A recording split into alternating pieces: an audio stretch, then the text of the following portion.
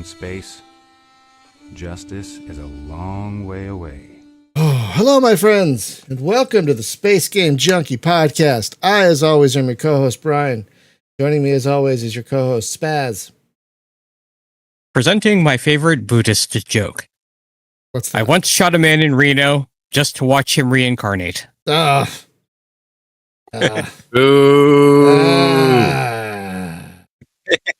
God damn it. Julie laughed her head off at that one when I first told it to her. It's pretty good. It's just one of those. Because I'm Buddhist. That's why. Also joining us is Julie.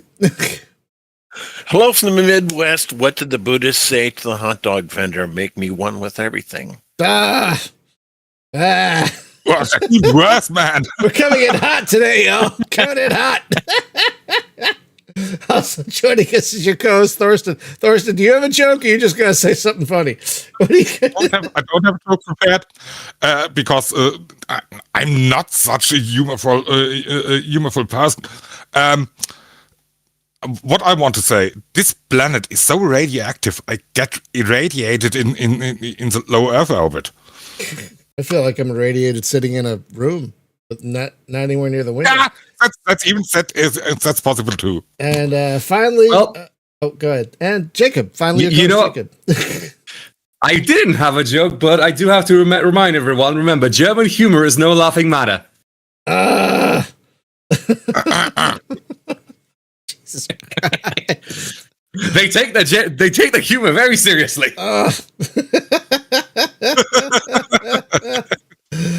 All right, we're Don't say. we're getting off on a good foot here, I hope, folks. So today, my friends, our topic is spiritual successors, suggested by our friend of the show, Chris, who was in the chat. Speaking of reincarnation, I guess. Yeah, exactly. So, folks, if you're not aware what a spiritual successor is, it's a game that takes inspiration from earlier games, but isn't like a sequel.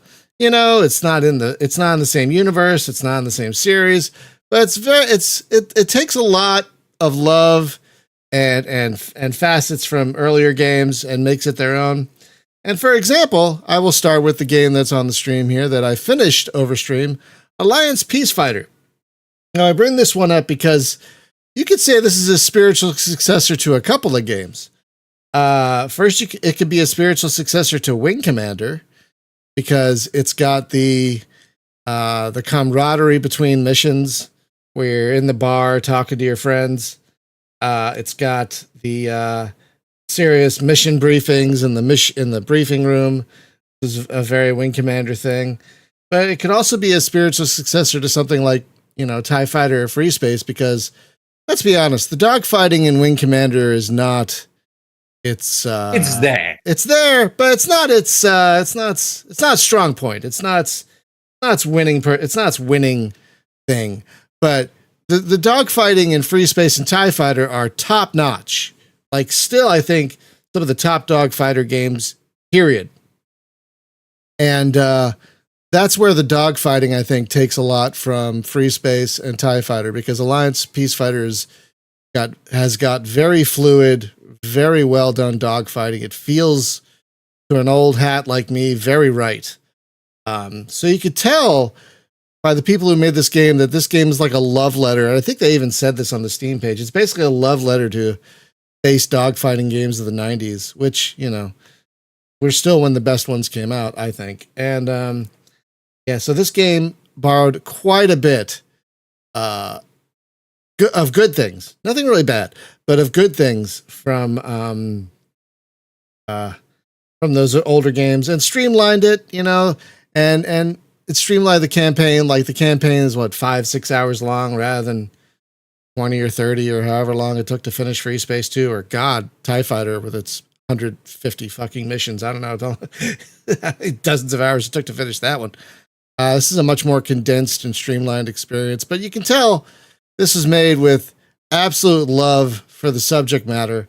And that's why I thought it'd be a good example of a good spiritual successor. Cause as someone who's played pretty much every space dogfighter there is on PC, this is definitely a love letter to some of the best.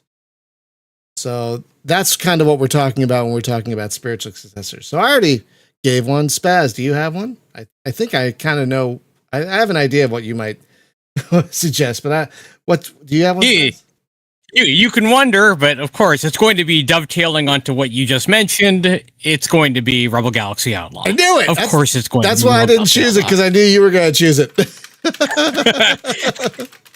Not just the fact that I am represented in the game as a ship, but also because it is a damn good game in its own right. Oh, excellent. Excellent. It is Privateer for the 2020s. 100%.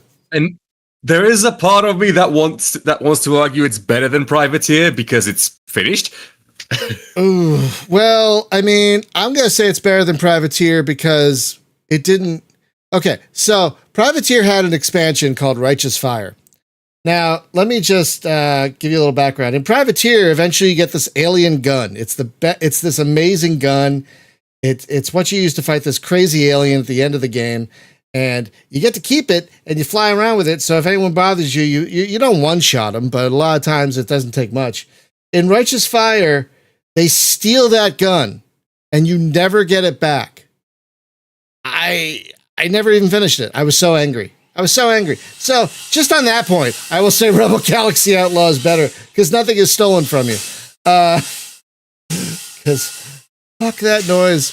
I'm still mad about Righteous Fire. I mean, weapons can break, they can get destroyed, but it takes a lot to make that happen. Yeah, and you can just repair them or rebuy them, or you don't have a special gun that gets stolen and then never returned. And that was such a part of that was such a part of the storyline of Privateer.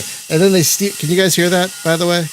Yes, extremely. It's infuriating. There's nothing I can do about it.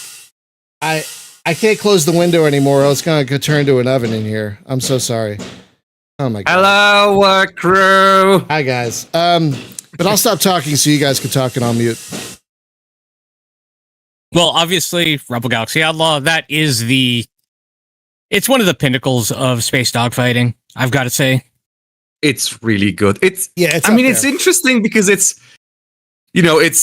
okay, I'll get to that topic later, but it is kind of simultaneously partially Privateer and Freelancer because video games are iterative, I guess.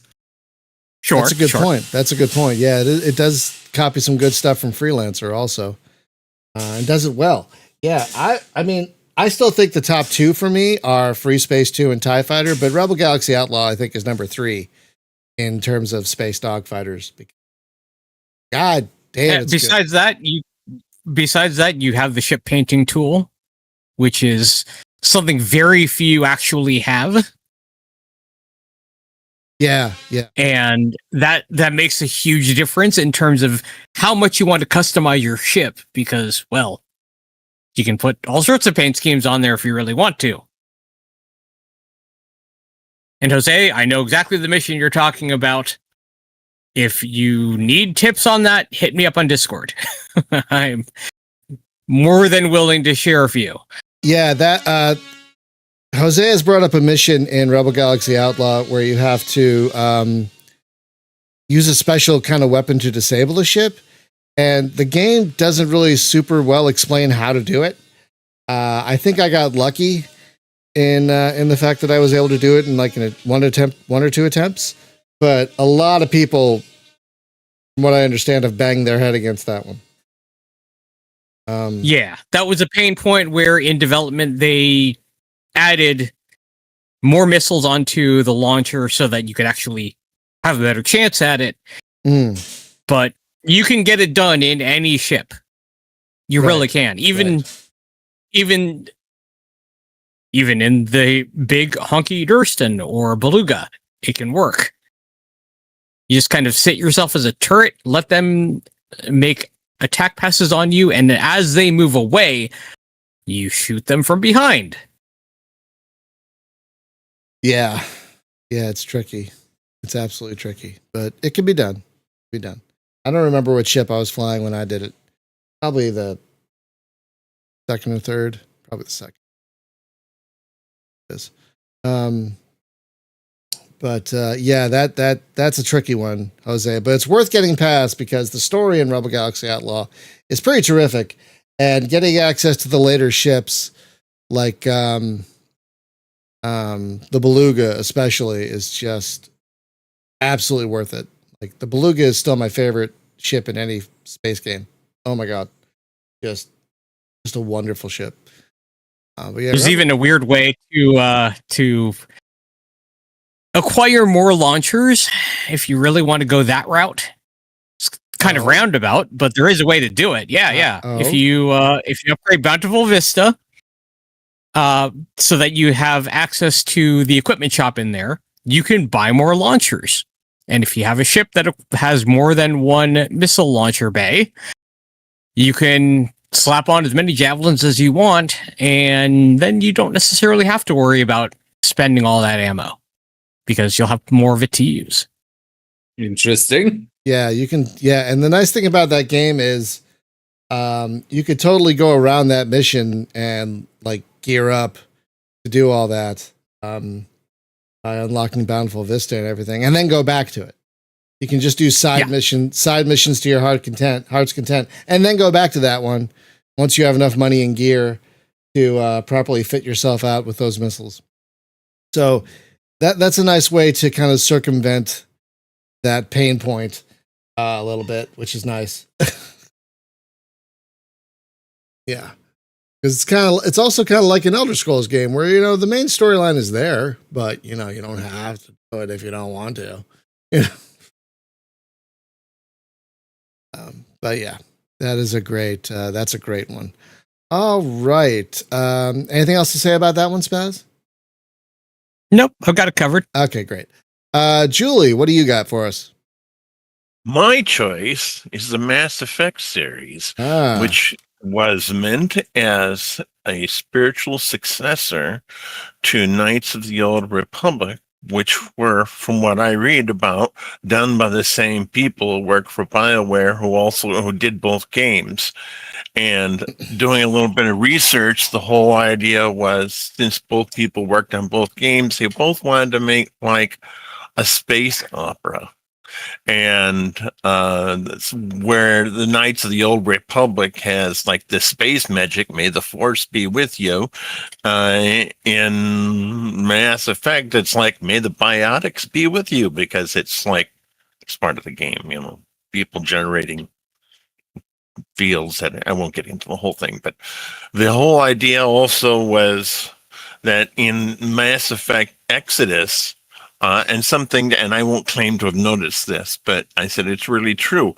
They do kind of like a time dilation effect, where the whole idea being that as the game unfolds, the universe, as you go along, is affected by what you do. And in the case of Mass Effect, what Commander Shepard does can be felt across the galaxy. And so while I was playing it, having played both games, I didn't notice it until I saw this article and read it and said, oh yeah, now I can see the whole thing. So yeah, both are space operas, and I think Mass Effect is, I know it might be heresy in some sectors, but even allowing for the one that's kind of a classic game, I think that the Mass Effect series is better than Knights of the Old Republic. Well, there are definitely ways they iterated on what they did. Yeah. And Chris, to your question, no, you do not have to have played the original Rebel Galaxy to enjoy Rebel Galaxy Outlaw. It's a prequel where you are playing as Juno Markev, the aunt of the player character in Rebel Galaxy, in her prime. Yeah, I actually prefer Outlaw to Rebel Galaxy. I could not. I love Rebel Galaxy, but I just couldn't get a handle on that. That Assassin's Creed. The broadside combat. Yeah, the broadside. It just did not click with me. Never played Rebel Galaxy. I've got Rebel Galaxy Outlaw on my Switch and on my PC. Played it and Just fine. Doesn't matter. To me, it doesn't matter that I hadn't played the Rebel Galaxy. Yeah. They're both great games. But, I prefer Outlaw because I'm more of a dogfighter guy than a broadside guy. Which is weird, because if it's like an actual naval game, I can do broadsides fine. But for some reason, space broadsides, not so much. I don't know. I don't know. Weird how that works. Yeah, I don't know what's up with my weird ass brain. All right, Thorsten, you got one? One. You ask me this every time. I'm a walking games lexicon. Well, one at a time. Like Spaff. One at a time. Do you have one right now? Do you have one? Yes, I have. One entry at a time. I have one for now. Yes. Because my second one will be a much longer discussion today. Okay. But my first one would be, of course, after my introduction, Scavenger as before. Ooh. Which is a spiritual successor to an old game from the 1980s called Coronis Rift. Oh, I didn't know that. The dev even said that himself. I that can he had see the resemblance. Oh my god, I totally see it. Actually, no, I think we've talked about this before, and I think I've completely forgotten. But yeah, I think we've talked about this before. Yes. I mean, over the past years, we've talked a lot about both games, especially me. And again, the dev of Scavenger as before said himself that he had Coronis Rift in his mind when he made the game. And I really don't get why don't more devs, and I've said that also many times before, don't take the original as an inspiration for another spiritual successor, to be honest, because the gameplay was simply great, in my opinion. Yeah, I can't knock the gameplay of Scavenger SV4. I cannot. Yeah, I know the story, and I remember the time when you did stream it. Folks, if you ever want to, if you ever want to see something funny, seek out my last entry on Scavenger SV4, and just watch me get more and more terrified as something thunks against the wall. I lock myself on the bridge, and I'm just like, what is it? I'm just getting more and more scared. And then I see it, I scream, and like Alt F4 the game. Like I just can't even. It's scary. It's understandable. So I've got to say, the original didn't have such moments, but the precursor to Coronis Rift, Rescue of Fractalus, had. Oh. Yes. Those were pretty. How should I put it? Scary. The first time There were jump scares. Yeah, They were jump scares. they were really hefty jump scares. Oh, I guess I'm not going to be playing Rescue on Fractalus anytime soon then. Yeah, so let me explain just the way that worked. Is you are trying to fly your ship over to where these pilots are downed, and you land, and then the pilot runs up to you, and they may be a human or it may be an alien, and that's where the jump scare comes in. Oh God! Yeah, no, thank you. Yep. No, Yeah. thank you. Yeah, I wonder if there's a screenshot of that. Let me see. It doesn't. It was a very early use of jump scares in games. Oh yeah, and I'm seeing an 8-bit screenshot with the alien. Yeah, that would have scared me back then. It probably would scare me now. Yeah. It would have scared you if it would have scared you more if you had experienced it in real time. I believe because, it. I believe it. The screenshot doesn't even remotely give you an imagination how it worked. There's also there's that tension of, is this a human? Is this not? Because I've played the game too, and you got to scream of the alien when the alien shows up too. Oh God. Damn it. Yeah. So as I said, jump scare. That's what they were going for, and it worked. Man. Chris, I don't remember. I vaguely remember Witch Haven. I think I played some of that. I don't remember any jump scares from that one. Maybe I didn't get far enough. Kind of a hard game, if I recall correctly. Okay, yeah. So I did not know Scavenger. Either I forgot, or I probably forgot. You probably told me and I forgot. I apologize. But that's a good pick, especially since the dev specifically mentioned it. That's pretty great. Okay, Jacob, do you have one for the list? So, in today's episode of Jacob makes fun of the English language and definitions. It deserves it. It absolutely deserves it. It's a fucking nightmare of a language. Today's topic: at which point do you have enough spiritual successors that something becomes a genre? Because I want to bring up my personal favorite. Well, that's what makes it complicated, because the original is Total Annihilation. Okay. Which is a real-time strategy from the late 90s, which is fair enough. Problem. It didn't have one spiritual successor. It didn't have two. It had an entire series of spiritual successors, and then multiple others on top of that, which are also technically spiritual successors of the series. Specifically, Total Annihilation originally, because Total Annihilation was originally designed by Chris Taylor, who later went on to design Supreme Commander, which is not a sequel, but it is. Yep. It's so confusing. It's so fucking confusing. It's not a sequel to Total Annihilation by any metric, except for the fact that they have the same gameplay. Yeah. Supreme Commander. There's two Supreme Commanders, I believe. Yes, there's two Supreme Commanders. There's also, and the first one also had an expansion. On top of that, there's a bunch of other games that are derived in some way from Total Annihilation. Games like Zero K, games like Beyond All Reason, to include recent ones. I'm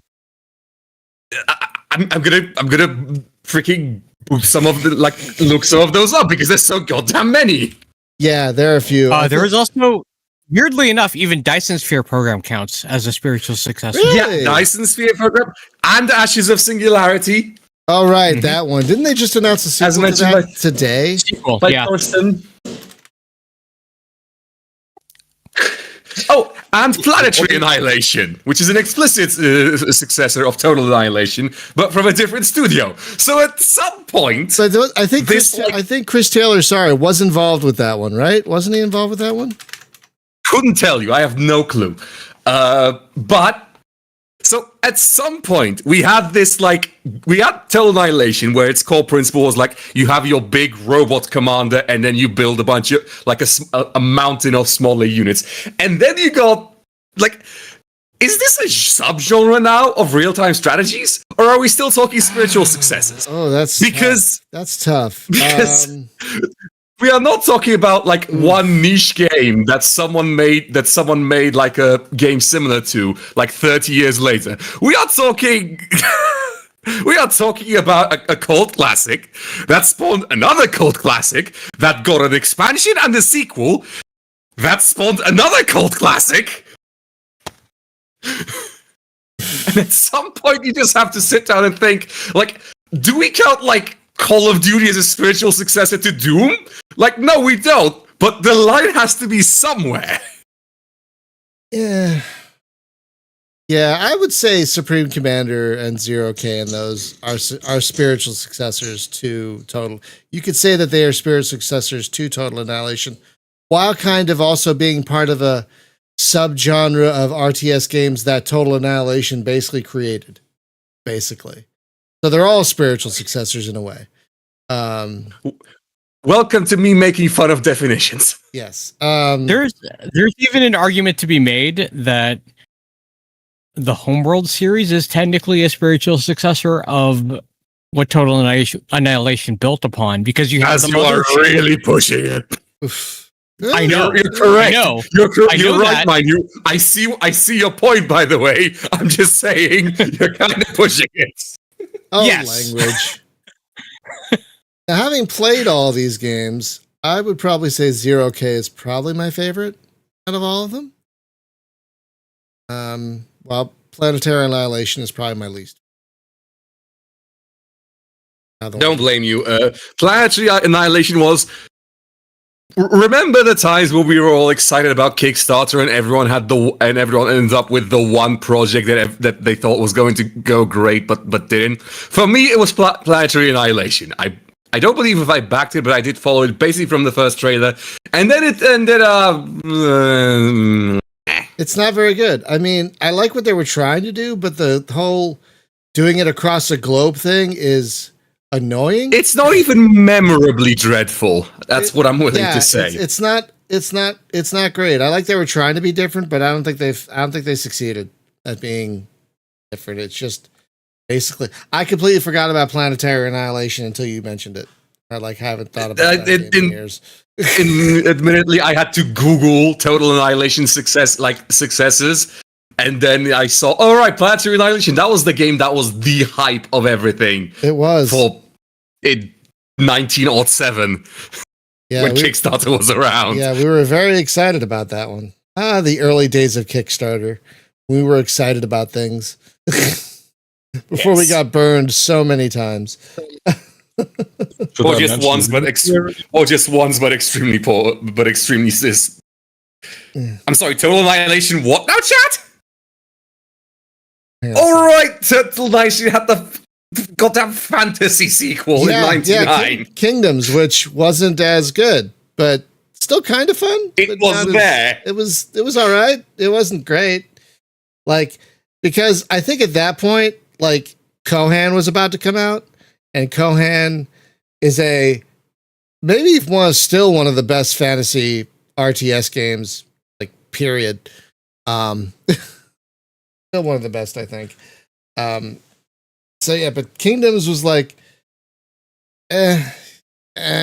it's just, it existed. So what we've learned here today is the English language is a nightmare. Humanity does not know how to use words properly, despite having millions of years of experience with them. Sorry. Yeah, but I think that's a good list of games that are really all spiritual successors to the amazing. And I think the original still holds up. If y'all haven't played the original still holds up. Good. It's brilliant. It is arguable as to whether it or Supreme Commander are better. I could see it either way. Supreme Commander definitely has more variety. Yeah. Supreme Commander has more stuff, but I think Supreme Commander gets a little bogged down in all that stuff, which is why I think Total Annihilation is ultimately the better game. But they're all great. A lot of them are great. Yep.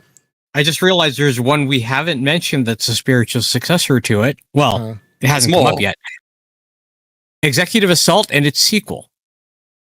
Because you have your CEO unit, and if your CEO dies, it's game over for you. Just add one other one onto the pile. Why not? Yeah, but it counts because if you didn't have Total Annihilation, you wouldn't have Executive Assault. Probably not. You can see a clear line. Yeah, you can see a clear line of progression between all of those games to what we have with Executive Assault and its sequel. Right. Spectacular. Yeah. That's a good one. That's a good one, Jacob. That's a really good one. So yeah, I guess exercise for the viewers. Is this a genre or not?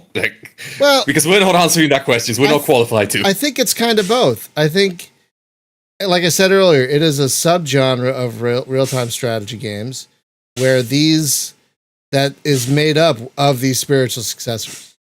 So I think it's in a little way, it's both. You have a subgenre that is made up of spiritual successors. So yeah, English is weird, but I think you can say both are correct in this instance. Right, next. All right, so my second game, I can only think of two off the top of my head, is very similar in a lot of ways to Alliance Peacefighter It came out about a decade ago. It's called Hypergate, and it's also a love letter to space. Space dogfighters are almost always front of mind for me. It came out about a decade ago. It's also an excellent homage / spiritual successor to Free Space and TIE Fighter and all those, but much more condensed. Like the campaign is 2 hours long. I think you only fly one craft, kind of like an Alliance Peace Fighter, but it really captures the same spirit. It really captures the same spirit of space dogfighting that Free Space and TIE Fighter excel at.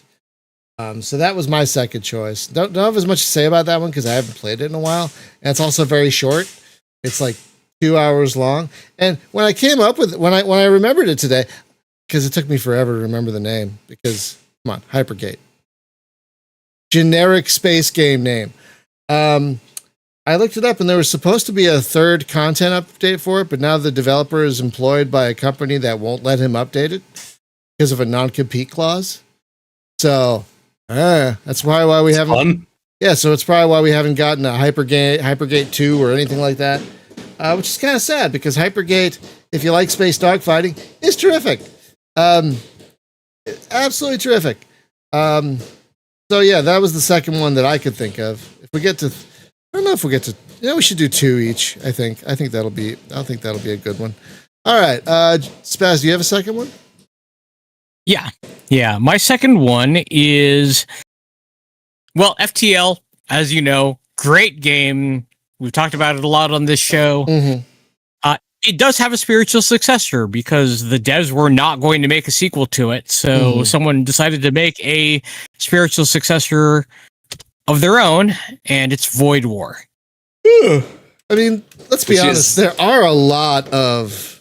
are quite a few FTL spiritual successors. There are quite a few. Yes, there are. But you have chosen this one. Why have you chosen this one? Well, it's not just a spiritual successor in how it's inspired. It uses very similar iconography and UI elements. It is different enough. Yeah, I mean the UI elements look very similar. So if you played FTL, you can jump right into Void War and have most of the same ideas in mind of how things work. However, it does enough different that it sets itself apart from FTL. Because boarding is more of a focus. You don't have to take down the enemy's shields in order to board them. You send your boarding pods directly on, or you can teleport onto their ship. You can add far more crew onto it than if you were to just play FTL. Base game FTL, that is. You also have an equipment system where each character has different equipment slots, or sometimes none. And you can equip them with weapons, armor, tools, or psionic abilities that add so much more depth to your gameplay. It is taking the vibes of, say, Warhammer 40K, merging them with the gameplay of FTL, but still very much doing its own thing. Right. And narrowly dodging a lot of lawsuits. Goodness grief. Oh yeah. It's very legally distinct, but there is a lot of lore within the game that the different factions have. They have certainly very different flavors. There's a lot that's going on here. There are differences, but it's still very clear that they filed off the serial numbers, but you can still see the scratch marks where they were before. Oh sure, absolutely. But if it were a Warhammer 40K game, I wouldn't play it. Yeah, that's the thing. Because then that money goes to Games Workshop, which is entirely fair. Yeah. I mean, I have almost 100 hours in Void War at this point. That's a lot. Wow, that's great. Compared to how much I have in FTL, yeah. That's a lot. Yeah, I mean, you said you had 800, I think, in FTL last time we mentioned it. I have so much time in FTL. That's quite a bit.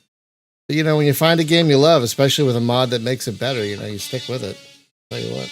Yeah, I mean 804 hours in FTL and 100 in this nearly. This is a really new game. This came out about a month ago. Void War, I think, roughly a month or two ago. Yeah. And as we record this, if I recall, it's still in early access. Actually, no, it's not in early access. Actually, and it came out. It came out on it was June 2nd. June 2nd. Yeah, so just a little over a month, and it has some Cthulhu elements to it, but not really. It's more like extra dimensional invasions happen where you'll get a breach on your ship, and then if you don't fix it in time, nasty things will show up out of it. I will have to check it out. I think I contacted them for a key, and I know maybe I'll follow up. Yeah, there are other spiritual successors like Shortest Trip to Earth. Yeah. And I've played a lot of that one too. Really like that one. But I think. Sorry, go ahead. Go ahead. No, there was a first person one we played a while back that was really funny, and it was. We talked about Icarus. Yes. Icarus Starship Command Simulator. Yes. That one's like a first person FTL. That's funny. Yes, that one's. Yeah, I'll link it in just a moment. Oh, you got it? Okay, I couldn't. I've got the link. Yep, I will link that right now. Because I looked up Icarus on Steam and a million other things came up. So well done. Yeah, Icarus Starship Command Simulator. Yeah, that one is great. You like FTL, but was hoping it would be first person. There you go. That one's terrific. And cheap. Yeah, it's very cheap. Yeah, it's $4 US. Yeah, and there's quite a bit of gameplay there. It. Actually, there's quite a bit of gameplay there. Actually, it's very fun and funny, and totally single player. It's great. Keep blanking on the name because it's like you can never remember Icarus. Yeah. Yes, but I remember it because, well, yeah. Of course I do. Terrific. Yeah. You have a better memory for this stuff than I do. No question. All right. Julie, do you have a second one to add to the list? Yes, I do. Awesome. Don't hate me because it's not a space game. We don't care. It doesn't have to be a space game. That's just what we've been choosing, but it doesn't have to be a space game. Okay. 2 series. Now, I'm only sure about the first game in the first series, Devil May Cry. And Bayonetta up to, I know, at least Bayonetta 3. Same person created both games, Hideki Kamiya. I'm not certain about the last name. And he was a director on Devil May Cry, and he was, I believe, the supervising director and scenario writing on Bayonetta 3. And they share a lot of the same creative vision, the same combat mechanics. So wait, are you saying Bayonetta is a spiritual successor to Devil May Cry? Or yeah, okay. Yes. And some of my friends have said, my gaming friends, there's a big difference, have said, well, because I am not anywhere close to any of the rest of you. You're all my friends, but I can't say, hey, let's go out to the movie on Saturday. So one of my friends, gaming friends, have said, you played Bayonetta 3? I've got the Bayonetta series. I played Bayonetta 3. And I said, yes, I have. They said, oh, come on. I said, there is a nudity switch. I turned it off. Or actually turned it on so that she keeps her clothes on. I didn't know there was a third Bayonetta game. There is. Bayonetta 3 has a nudity switch, and I played it on nice. Switch. That's yes, nice. It is. So it's is it a Switch exclusive? Is that maybe why I wasn't aware of it? I don't know. I know that I became aware of the games when it came out on Switch 1. And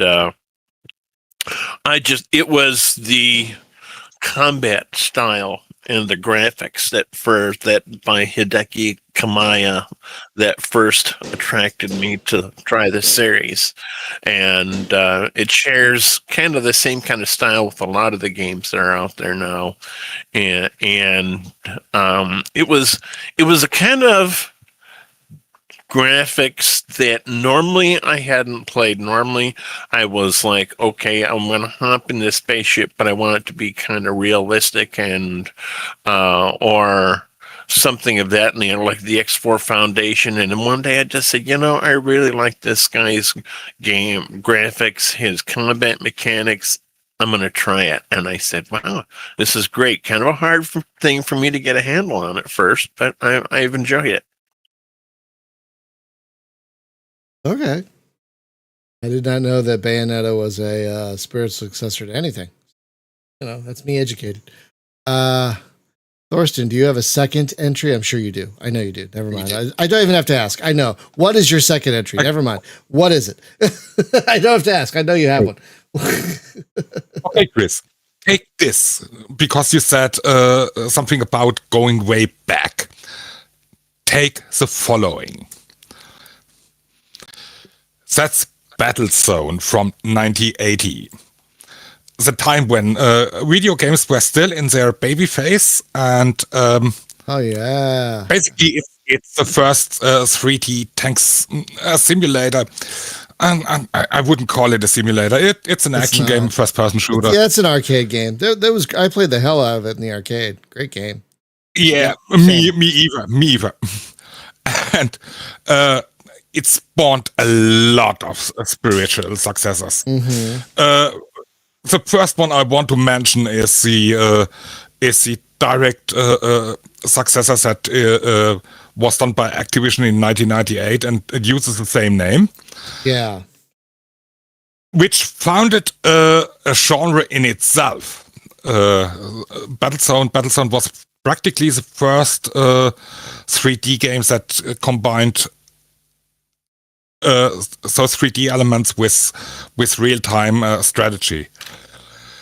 But that wasn't the only one. There was one already back in the 1980s, and that one was called Arctic Fox, which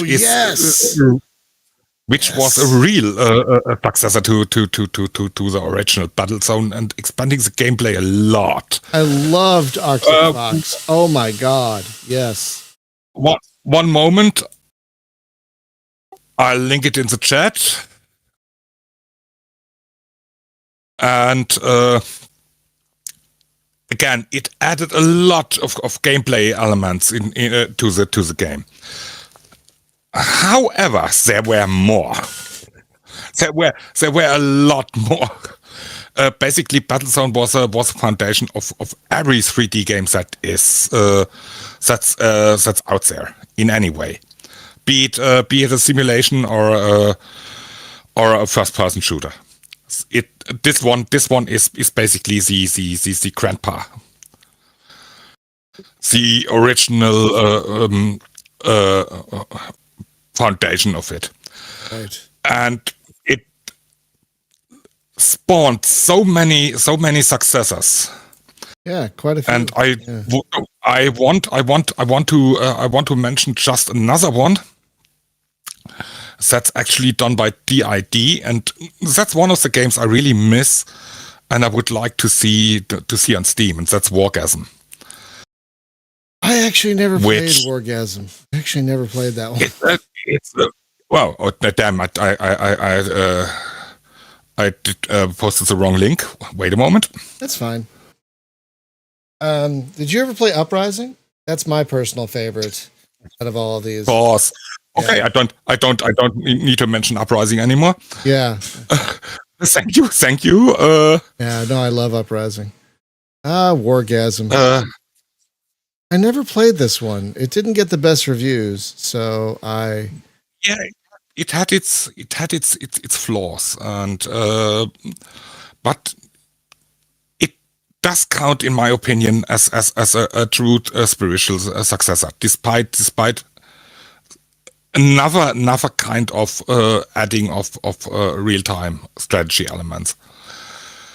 and the many games that spawned that were spawned by Battlezone. Among them is for sure the original carry command, which also founded its own genre. Yeah, and had its own spiritual successors in Hostile Waters and Heroes Rising. Oh, Hostile Waters is so good. It's probably the best of all the I agree, type 100%. games. It's certainly better than the Carrier Command 2 or whatever the hell that was that came out a couple of years ago. That was absolute dog crap. I wouldn't call it a dog crap.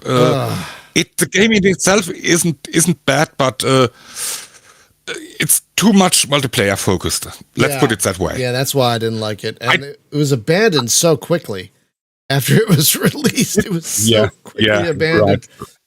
Right. To be honest, I really did like Carry Command Gaia mission much more. Besides it having also only lackluster reviews, but I did like it, and I even play it occasionally. Okay, that was my part. Oh, that's a good one. Oh, wait, what's it? Okay, all right, Jacob, you want to give us the last one? Honestly, I'm thinking because most of the stuff. Most of the stuff I wanted to mention has been mentioned already, and the big one I wanted to bring up was Supreme Commander and Co. because it kind of counts as multiple choices. That's true. Well, we can wrap it up here if no one has any others, or if we want. I do. Actually. Okay, let's have you throw in one. I've got a spiritual predecessor to even Supreme Commander. What? Oh yeah. What? Oh boy. Oh yeah. Okay. Herzog Zwei, which came out on the Nintendo. Yes. It came out on the Genesis. Of course. It was one of the first real-time strategy games. Yeah. Where you had a lot of people consider it the first. But you had your primary command unit, which was a mech that could transform. You could pick up units and then move them around the battlefield. If you lost your main unit, you were not necessarily out of the fight, but it could be. It could be the case that if your command unit is destroyed, you're out. But it had successors in not just other real-time strategy games, but even direct spiritual successors like in Air Mech. Oh yes, where they took the same concept of a transforming mech as your command unit, and you had different ones that you could control, different ones in each match, and they had their own special abilities. Some could heal, some could carry more units. Though that one is kind of more of a MOBA, which that's a whole thing. Right, but if you didn't have Herzog Zwei, you wouldn't have Supreme Commander either. Because it did all of that before Supreme Commander did. Right. Yeah. What was the one that we played that we liked? Was that Air Mech Strike? Was that the one we played? It was Air Mech. It was Air Mech Wastelands, which was the multiplayer multiplayer co-op. Yes, this one. We had a good time with that one. I recall. Yeah, that was. Yeah. I never played Herzog Zwei because I didn't have a Genesis back then, but I know a lot of people who played it loved it. How did that play on a gamepad? Is it doable? It played very well, actually. Oh, yeah. Wow. Because it was arcadey. Yeah. Oh. Okay. And oddly enough, apparently in 2020 it was released on Nintendo Switch. Oh. Sure. Okay. Why not? I mean, it's a gamepad style game, and it was probably in a class collection, I would assume. Yeah, sure. Yeah, absolutely. All right. Oh wow! A new copy of it on eBay is going for $2,249. Mother, excuse me. What the? Yeah. God, what? Because it is that rare. Yeah. Dear Even Lord. a used copy goes for about $60. I'll tell you what. I've been trying to find a Genesis copy of Shadow. What's the RPG? Shadowrun. Shadowrun. Shadowrun. The cheapest I could find it, just the cartridge, is like $60. Like, what the hell? Yep. I don't want that. I have one I want to sneak in. Sure. Game key cards and code in a box. No. Okay.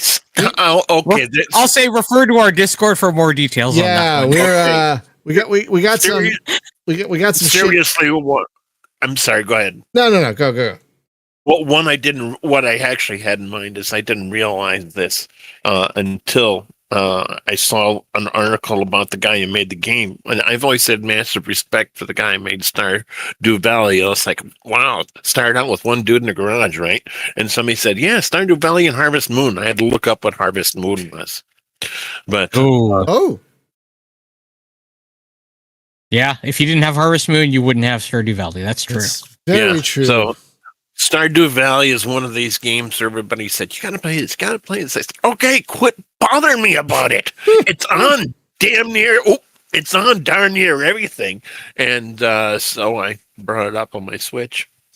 And they said, wow, I'm the second generation on the farm. It's like old home off the farm. It's all like old home week.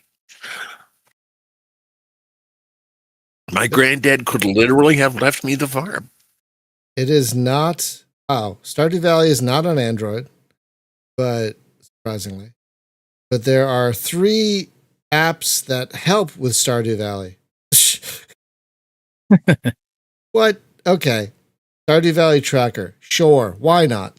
And if the developers out there, for God's sakes, finish Haunted Trumpeteer. I don't know what that is. Thorsten, do you have one? His next game. Thorsten, do you have one last one to close us out? I don't want to. I don't want to do this right now. Okay, no worries. You guys would be longer. Yeah. Okay. We'll wrap it up then. We'll wrap it up. We would end up in half an hour. No. I don't have that. I don't have that much steam in me. It's hot here. All right, friends. That's going to do it for today. Next week is episode 499, which is something. And the number. Yeah, it's a number, but it's a big number. It's many numbers. 499 of them. And we're going to be making some changes to the podcast starting with episode 500. So that's what we're going to talk about next week is the upcoming changes to the podcast, why we're doing it, yada, yada, yada. So that's what we're doing next week before we hit the big 500. And tomorrow, again, I'm going out tonight, so I don't know if I'll have energy to stream tomorrow. If I do, probably Star Valor, unless something else comes up. But if not, probably see you Friday. So have a great day, everyone. Be safe, be well, take care of each other. Yes, thank you, chat. As always, you're awesome. Get your shots, wear your masks, listen to your doctors. Thank you, as always, to our patrons for helping pay for things like Restream. Do not forget to check out RetroDogfight.com, which is my new podcast about old flight sims. And don't forget to wear your helmet